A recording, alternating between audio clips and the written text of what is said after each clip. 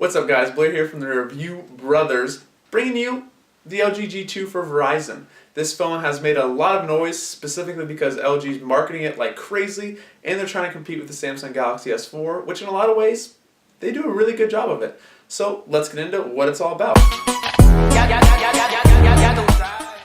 So first we'll start off with the hardware, and on this, what separates itself is actually the buttons on the back. You have your volume rocker with the positive and negative, and then you have your power on, hour off. It is right below the camera on the back of the phone. Now this is kind of different, and after a while I actually got used to it. Initially I was hitting the power off and I wanted volume down. I couldn't find it and it was taking a little bit, but after a few days you actually get the hang of it and it's semi-nice. I'm not saying I'm completely bought in yet, but it works pretty good. To continue to the outside, you have a metal band that goes all the way around to make it feel more premium. That kind of doesn't work because it's coupled with a plastic back here that's removable that shows fingerprints like crazy.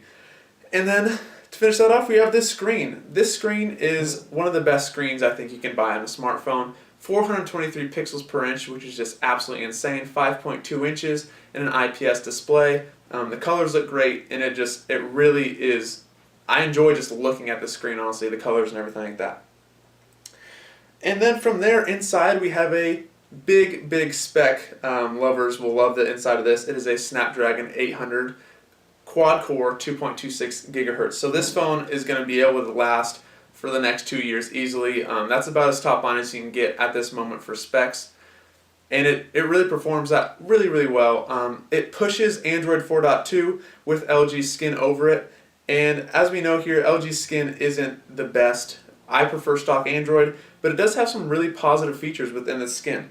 Just like it has a drop-down text menu, pop-up call, has its own Q series for multi-window, iOS blaster remote, which I found to be very fun. I love changing the channel of all my friends' TVs. It was just really fast to actually use the iOS blaster, and I used it way more than I thought I would. To continue with the good of the software, we have a clip tray which allows you to copy and paste multiple things, so you don't have to copy, say, a line and then paste it and then go back and copy and paste it. You can copy multiple things and then paste multiple things really fast. Group messaging has been improved on Android for the first time, and it is a huge improvement. I've always hated group messaging, and now you have the ability to send a group message to a ton of people within the same thread, or send a group message to a ton of people and individually send it to get responses that won't go to everybody. To be able to differentiate that I think is a huge step, which I don't know why it took till 2013 to come upon. And then you also have the ability to customize it. You can customize the icons, which is something that I never thought you'd be able to do in a phone. You can customize it to letters, random things, and you can also customize the app tray, which allows you to put all your favorite apps on the app tray right when you first open it, and then all the bloatware apps, which are apps that came installed to the phone before I even touched it, which are a lot because this is a Verizon phone. And it gives you the ability to basically just separate those completely. And as you can see here, there's a ton of apps that I didn't even download on here. I believe it is in the 20s. It is unbelievable, and it's just way too much to handle to start off. There's so many things that you're not even going to use, but Verizon loves to get sponsorships and throw their apps on there. The bad, coupled with the bloatware, is that, and also the touch-sensitive buttons aren't what they used to be for standard Android. You have your settings button here, which is, I guess, okay, but I'm used to the multitasking. To access the multitasking, you have to hold the home button to get to it, which sometimes takes a little bit, and also to get to Google Now, you have to swipe up. It's just kind of a confusing button layout when it should be multitasking, home button, and back button. But they are touch sensitive and they're really easy to use. It's just I don't like the long press feature of them. And then from there you have the big negative within this is adjusting volume.